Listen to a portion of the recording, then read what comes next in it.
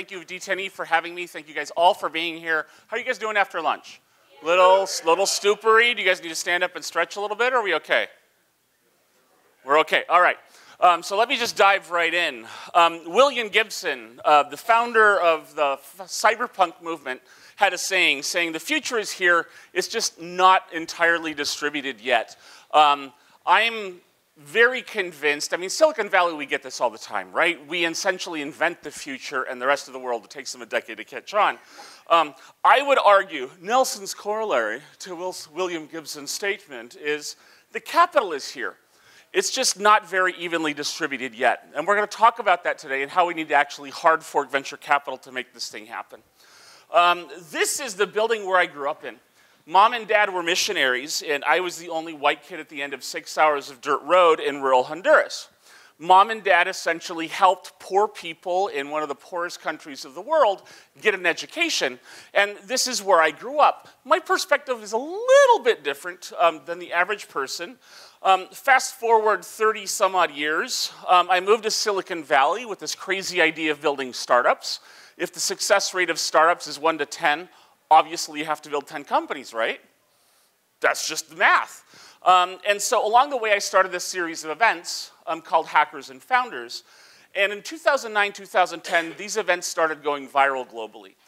These events have now been held in over 125 cities, 40 some odd countries, and 300,000 founders around the globe have actually attended these events. It's how do you turn having beer in a bar into a company? Well, it involves a little bit of financial engineering. And what you end up doing is you help companies move to Silicon Valley because this is one of the only places in the world that I can actually, before crypto, raise a decent amount of money for a software project, right? We'll talk about the math of that in a little bit. We've actually helped 55 companies land in Silicon Valley and scale globally. They're worth an aggregate about $600 million now. They've raised $100 million. We've had 7 exits for our portfolio. We've innovated on fund structure. Our investors have been doing about 30% IRR for the last 5 years running. Being a community organizer meant something in the Obama administration. We talked to them about the Jobs Act and crowdfunding legislation. Through a law school here in a town that I advise, we submitted 80 pages of comments to the SEC on what crowdfunding should actually look like to benefit thousands of 2- and 3-person companies. Commissioner Stein was like, what do you mean thousands of 2- and 3-person companies? I'm like, yeah, dude, this is the world. Like, well, how do you know this? I'm like, these are the people who attend our events. So Commissioner Stein invited me to join an advisory committee on capital formation. So I had a suit made. I've actually dressed up quite a bit. I normally wear business shorts, but I thought to respect you guys, I'd look a little bit nicer. I had a suit made. I go to the SEC a couple of times a year.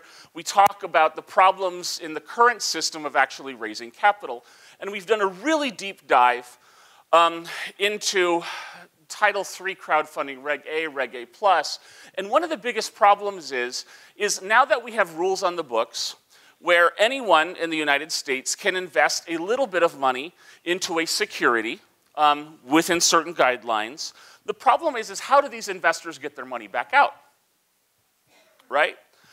One of the biggest challenges is that in Silicon Valley, this is where the vast majority of this money is actually invested. It's about $30 billion.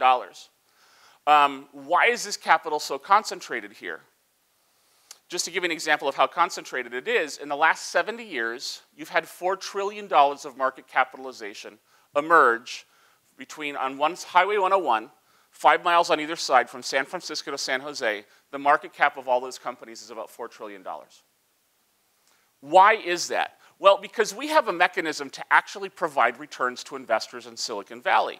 It turns out that 85% of the world's technology mergers and acquisitions occur in this town. Why? Because you got $4 trillion worth of big businesses that want to innovate, so they're like, ooh, let me acquire another little startup for $100 million, and whatever, we'll write it off. But this actually makes a group of founders insanely rich. It makes the angels rich. The venture capitalists, not so much, because they need billion-dollar exits for their business model to work. But you have this entire ecosystem of liquidity, of exits, mergers and acquisitions. People get rich, founders build their next company, they grow it, they exit, and you have this entire life cycle in this ecosystem. The only problem is this is not where the founders are. You know, if you have anybody try to move here in the last year, how are the real estate prices for you? Little shocking, right? How do you actually come from Mexico or from Argentina and land here, and you're expecting, you know, you might have a $2,000 to $3,000 a month salary in Argentina, which is actually quite good, and you come here and that's like rent for a one-bedroom studio in San Francisco. This is just fucking insane. And so how do we actually get capital spread out around the world? This is a challenge. The challenge is that the money run the current business model of venture and angel investment. When I actually buy stock in your startup, my money is frozen inside of your startup. And I do not get my money back out of your startup until you can sell your company or until you IPO. This, in my argument, would be one of the largest economic problems that we actually have in the world today. You hear a lot of people talk about income inequality. Why is that? A lot of the income is concentrated in places like Silicon Valley because the money is actually liquid here. I would argue that we actually are in a position now where we can hard fork venture capital. I think that crypto is in the process of hard forking the entire financial ecosystem, and I believe that in 10 to 20 years, every asset that can be tokenized eventually will be tokenized. I think one of the first steps that we're actually going to need to do is we just need to hard fork venture capital. Is it a security? Is it a token? You know what? It's a security. Just deal with it. Okay? Let's follow securities laws. We have some on the books in the United States. If you're a fund, I'm sorry, it's a lot harder. You have to go someplace else like Gibraltar. But let's actually change the entire business so that we can actually solve some of these really big problems in the world. The current business of a venture capitalist in Silicon Valley is, I'm going to invest in 50 companies, and I hope to God that one of them turns into a unicorn. Please, please, please, please, please turn into a unicorn in 10 years. Who can actually predict the future 10 years from now? Two people. I'm going to talk to you all LP in your funds. Aside from that, the rest of us, we're just kind of guessing. But the standard job of a venture capitalist is to buy stock in 50 companies and to guess which one of them Google's going to buy for $100 million. I would argue that we actually need to create liquid funds. What do I mean by that? Let's create funds where the stock can be sold and bought and sold on exchanges. I don't know, like a crypto token. What if we could actually tokenize a fund, and if this fund essentially bought stock into startups? My job as a fund manager of that fund would be completely different. I don't have to try to pick unicorns. My job in a liquid fund is to find companies that we can measurably and provably grow. What do I mean by that? How do you measure the growth of a company? Easiest way is, are you growing sales? Are you selling shit? Do you have more customers? Let's find a third party like eShares or Carta, who has this product, to provide valuations for our companies on a quarterly basis.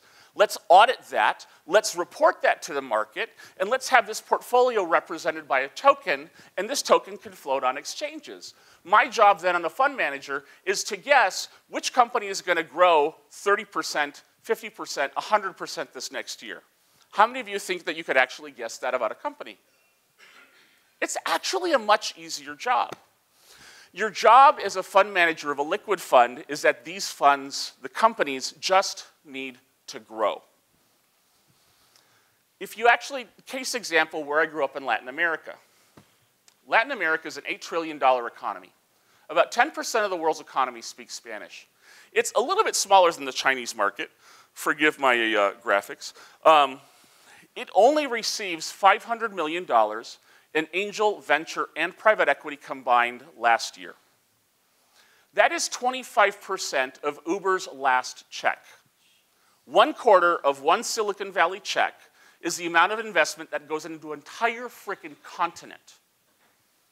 What if we could actually start to invest $100 million into this continent?